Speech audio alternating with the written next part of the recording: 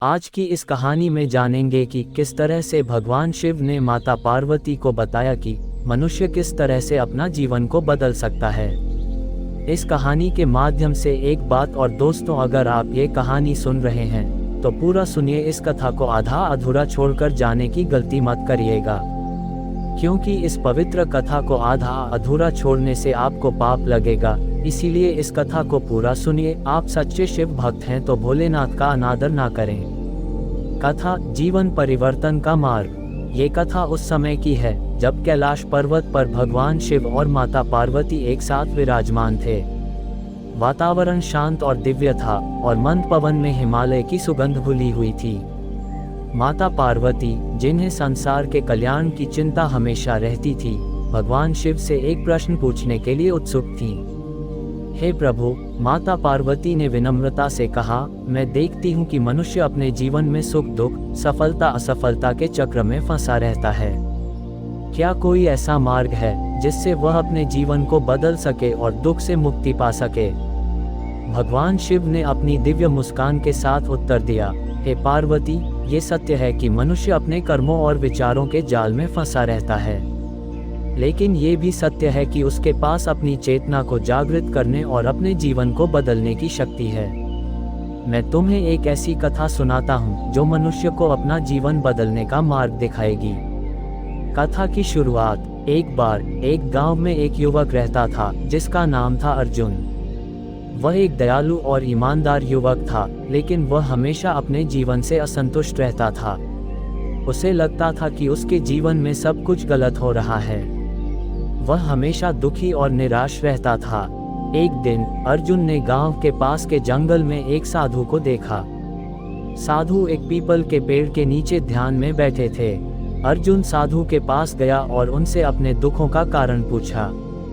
साधु ने अर्जुन को शांत मन से सुना और फिर कहा, हे पुत्र, तुम्हारे दुखों का कारण तुम्हारे विचार और कर्म हैं। तुम्हें अपने विचारों और कर्मों को बदलना होगा, तभी तुम अपने जीवन को बदल सकते हो।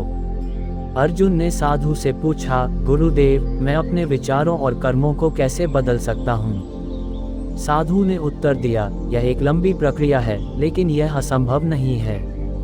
मैं तुम्हें कुछ मार्ग बताता हूँ जिन पर चलकर तुम अपने जीवन को बदल सकते हो।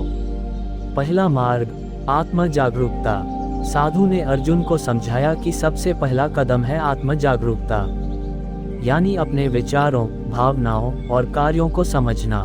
तुम्हें अपने मन और मस्तिष्क में चल रहे विचारों पर ध्यान देना होगा। साधु ने कहा, वे किस प्रकार के हैं? क्या वे सकारात्मक हैं या नकारात्मक? क्या वे तुम्हें प्रोत्साहित करते हैं या तुम्हें निराश करते हैं? अर्जुन ने इस पर विचार किया और महसूस किया कि उसके अधिकांश विचार नकारात्मक और विनाशकारी थे। वह हमेशा अपनी कमियों पर ध्यान केंद्रित करता था और दूसरों की सफलता से ईर्ष्या करता था। साधु ने आगे कहा, तुम्हें अपनी भावनाओं पर भी ध्यान देना होगा। जब तुम क्रोधित, दुखी या निराश होते हो तो तुम कैसा महसूस करते हो? क्या तुम अपनी भावनाओं को नियंत्रित कर पाते हो? क्या तुम दूसरों को चोट पहुंचाते हो? अर्जुन ने पाया कि वह अपनी भावनाओं को नियंत्रित नहीं कर पाता था। जब वह क्रोधित होता था तो वह दूसरों पर चिल्लाता था और उन्हें चोट पहुंचाता था। साधु ने अंत में कहा, तुम्हें अपने कार्यों पर भी ध्यान देना होगा। तुम किस प्रकार के कार्य करते हो? क्या वे तुम्हारे लिए और दूसरों के लिए लाभकारी हैं? क्या वे धार्मिक हैं या अधार्मिक? अर्जुन ने महसूस किया कि उसके अधिकांश कार्य स्वार्थी और हानिकारक थे। वह केवल अपनी सुख सुविधाओं की परवाह करता था और दूसरों की मदद नहीं करता था। साधु ने अर्जुन को एक डायरी रखने की सलाह दी जिसमें वह हर दिन अपने विचारों, भावनाओं और कर्मों को लिख सके। उन्होंने कहा कि इससे अर्जुन को अपनी कमियों को समझने और उन्हें सुधारने में मदद मिलेगी। अर्जुन ने साधु की सलाह मानी और डायरी लिखना शुरू कर दिया। धीरे धीरे उसे अपनी कमियों का एहसास होने लगा और वह उन्हें सुधारने का प्रयास करने लगा। दूसरा मार्ग, सकारात्मक विचार। साधु ने अर्जुन को बताया कि नकारात्मक विचारों को सकारात्मक विचारों से बदलना महत्वपूर्ण है। तुम्हें अपने मन को सकारात्मक विचारों से भरना होगा। साधु ने कहा, जब तुम नकारात्मक सोचते हो तो तुम निराशावादी और उदास हो जाते हो। जब तुम सकारात्मक सोचते हो तो तुम आशावादी और खुश होते हो। अर्जुन ने पूछा, गुरुदेव, मैं सकारात्मक विचार कैसे कर सकता हूँ? साधु ने जवाब दिया, सबसे पहले तुम्हें अपनी सोच को चुनौती देनी होगी। जब तुम नकारात्मक विचार करते हो तो तुम्हें अपने आप से पूछना होगा कि क्या ये विचार सत्य है। साधु ने बताया कि अधिकांश नकारात्मक विचार झूठे या अतिरंजित होते हैं। वे केवल हमारे मन की उपज होते हैं। जब तुम नकारात्मक विचारों को चुनौती देते हो तो तुम उन्हें कमजोर कर देते हो। साधु ने कहा, फिर तुम उन्हें सकारात्मक विचारों से बदल सकते हो। साधु ने अर्जुन को कुछ सकारात्मक विचार भी बताए, जैसे मैं सक्षम हूँ, मैं सफल हो सकता हूँ और मैं खुश रहने का हकदार हूँ। अर्जुन ने इन विचारों को बार बार दोहराना शुरू कर दिया। धीरे धीरे उसके नकारात्मक विचार कम होने लगे और सकारात्मक विचार बढ़ने लगे। तीसरा मार्ग, क्षमा और दया। साधु ने अर्जुन को सिखाया कि क्षमा और दया का जीवन में बहुत महत्व है। तुम्हें दूसरों को क्षमा करना सीखना होगा। साधु ने कहा, जब तुम किसी से नाराज होते हो तो तुम अपने आप को ही नुकसान पहुंचाते हो। क्षमा तुम्हें उस क्रोध से मुक्त करती है। अर्जुन ने महसूस किया कि वह कई लोगों से नाराज था और उसने उन्हें क्षमा नहीं किया था। साधु ने आगे कहा, तुम्हें दूसरों के प्रति दयालु भी होना चाहिए। जब तुम दूसरों की मदद करते हो तो तुम अपने आप को भी खुश करते हो। अर्जुन ने दया और करुणा का महत्व समझा और दूसरों की मदद करने लगा। चौथा मार्ग, ध्यान और योग। साधु ने अर्जुन को बताया कि ध्यान और योग मन और शरीर को शांत करने के लिए महत्वपूर्ण है। ध्यान तुम्हें अपने मन को शांत करने और अपने विचारों को नियंत्रित करने में मदद करता है। साधु ने कहा, ये तुम्हें अपने भीतर की शांति और खुशी को खोजने में भी मदद करता है। अर्जुन ने ध्यान करना शुरू कर दिया। धीरे धीरे उसका मन शांत होने लगा और वह अधिक एकाग्र रहने लगा। साधु ने यह भी कहा कि योग शरीर को स्वस्थ और मजबूत रखने में मदद करता है। अर्जुन ने योग का अभ्यास करना शुरू कर दिया। धीरे धीरे उसका शरीर स्वस्थ और लचीला हो गया। पांचवा मार्ग, सेवा और दान। साधु ने अर्जुन को सिखाया कि सेवा और दान का जीवन में बहुत महत्व है। तुम्हें दूसरों की सेवा करनी चाहिए। साधु ने कहा, जब तुम दूसरों की मदद करते हो तो तुम अपने जीवन को सार्थक बनाते हो। अर्जुन ने गरीबों और जरूरतमंदों की मदद करना शुरू कर दिया। उसे दूसरों की सेवा करके बहुत खुशी मिली। साधु ने आगे कहा, तुम्हें दान भी करना चाहिए। जब तुम दूसरों के साथ अपनी चीजें साझा करते हो तो तुम अपने जीवन में समृद्धि को आकर्षित करते हो। अर्जुन ने गरीबों को भोजन और कपड़े दान करना शुरू कर दिया। अर्जुन का परिवर्तन। इन सभी मार्गों पर चलकर अर्जुन ने धीरे धीरे अपने जीवन को बदल दिया। उसके नकारात्मक विचार कम हो गए और सकारात्मक विचार बढ़ गए। वह अपनी भावनाओं को नियंत्रित करने लगा और दूसरों के प्रति दयालु हो गया। उसका मन शांत हो गया और उसका शरीर स्वस्थ हो गया।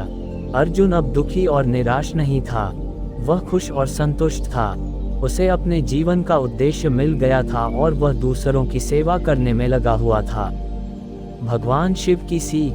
माता पार्वती ने भगवान शिव से पूछा, हे प्रभु, क्या मनुष्य वास्तव में अपने जीवन को बदल सकता है? अर्जुन की तरह? भगवान शिव ने उत्तर दिया, हे पार्वती, निश्चित रूप से। मनुष्य के पास असीमित क्षमता है। वह अपनी इच्छा शक्ति और ज्ञान से किसी भी बाधा को पार कर सकता है। अर्जुन एक उदाहरण है कि कैसे आत्म जागरूकता, सकारात्मक विचार, क्षमा, दया, ध्यान, योग, सेवा और दान से मनुष्य अपने जीवन को बदल सकता है, अपने दुखों से मुक्ति पा सकता है और सुख की प्राप्ति कर सकता है। भगवान शिव ने आगे कहा, मनुष्य को समझना चाहिए कि उसका जीवन उसके विचारों और कर्मों का परिणाम है। यदि वह अपने विचारों और कर्मों को बदलता है तो वह अपने जीवन को भी बदल सकता है। उपसंहार। ये कथा हमें दिखाती है कि मनुष्य के पास अपने जीवन को बदलने की शक्ति है। यदि वह चाहे तो वह अपने नकारात्मक विचारों और कर्मों को सकारात्मक विचारों और कर्मों में बदल सकता है। वह अपने दुखों से मुक्ति पा सकता है और सुख और शांति प्राप्त कर सकता है। ये कथा हमें ये भी सिखाती है कि सेवा और दान का जीवन में बहुत महत्व है। जब हम दूसरों की मदद करते हैं तो हम अपने जीवन को सार्थक बनाते हैं और अपने भीतर खुशी पाते हैं। हे भक्तों, भगवान शिव ने माता पार्वती को जो सत्य समझाया वह हम सभी के लिए है। हमें अपने जीवन में आत्म जागरूक होना चाहिए, सकारात्मक विचार करने चाहिए, दूसरों को क्षमा करना चाहिए, दयालु होना चाहिए, ध्यान और योग करना चाहिए, सेवा और दान करना चाहिए। अगर आप इस मार्ग पर चलेंगे तो आप निश्चित रूप से अपने जीवन को बदल पाएंगे और सुख और शांति पा सकेंगे। हर हर महादेव। यदि आप भगवान शिव के सच्चे भक्त हैं तो इस वीडियो को लाइक करें, सब्सक्राइब करें और अपने दोस्तों के साथ साझा करें। कमेंट में हर हर महादेव ज़रूर लिखें। ये कहानी यहीं समाप्त होती है, लेकिन इस कहानी से मिलने वाली सीख को अपने जीवन में उतारना न भूलें। भगवान शिव सब पर अपनी कृपा बनाए रखें। अतिरिक्त जानकारी, कथा में भावनाओं और विचारों का विश्लेषण। पूरी कहानी में अर्जुन के अनुभवों को एक वास्तविक मानव अनुभव के रूप में प्रस्तुत किया गया है। उसके विचारों, भावनाओं और कार्यों को गहराई से समझाया गया है, जिससे पाठक उससे जुड़ सकें और समझ सकें कि वह किस प्रकार परिवर्तन की ओर बढ़ रहा है। मानवीय स्वभाव का चित्रण। कथा में मानवीय स्वभाव की कमजोरियों और शक्तियों का यथार्थवादी चित्रण किया गया है। अर्जुन एक सामान्य मानव है जो गलतियां करता है, निराश होता है, लेकिन फिर भी अपने जीवन को बदलने का प्रयास करता है। ये दर्शाया गया है कि हर इंसान में परिवर्तन की संभावना है। आध्यात्मिक शिक्षाओं को सरलता से समझना। भगवान शिव और साधु की शिक्षाएं जटिल आध्यात्मिक सिद्धांतों को सरल और सुगम भाषा में प्रस्तुत करती हैं। इससे पाठकों को इन शिक्षाओं को समझने और अपने दैनिक जीवन में लागू करने में आसानी होती है। ध्यान और योग का महत्व। कथा में ध्यान और योग के महत्व पर विशेष बल दिया गया है। ये आध्यात्मिक अभ्यास केवल मन और शरीर को शांत करने में ही मदद नहीं करते, बल्कि आत्म जागरूकता और आंतरिक शांति की प्राप्ति में भी महत्वपूर्ण भूमिका निभाते हैं। सेवा और दान की भावना। अर्जुन के परिवर्तन में सेवा और दान की भावना एक महत्वपूर्ण कारक है।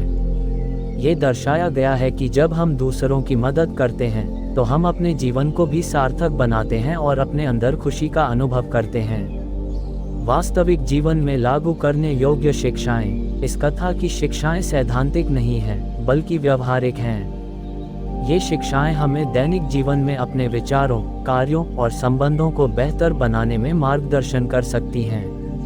मानवीय संवेदनाओं का अनुभव। इस कथा में अर्जुन की यात्रा में जो भावनाएं हैं, उन्हें इस प्रकार व्यक्त किया गया है कि पाठक उनसे जुड़ सकें। उसके दुख, निराशा, आशा, उत्साह और खुशी को इस तरह प्रस्तुत किया गया है कि वे वास्तविक और प्रामाणिक लगें। ये कथा न केवल भगवान शिव और माता पार्वती के संवाद को दिखाती है, बल्कि एक मानवीय कहानी के माध्यम से जीवन परिवर्तन के मार्ग को भी समझाती है। यह एक ऐसी कथा है जो हमें प्रेरित करती है कि हम अपने अंदर झांकें, अपनी कमियों को सुधारें और अपने जीवन को एक बेहतर दिशा में ले जाएं। दोस्तों, आज की वीडियो में बस इतना ही। आशा करता हूँ आपको आज की वीडियो अच्छी लगी हो। अगर आपको आज की वीडियो अच्छी लगी हो तो वीडियो को लाइक करिए और चैनल को सब्सक्राइब करिए। मिलते हैं आपसे अगले वीडियो में, तब तक के लिए हर हर महादेव।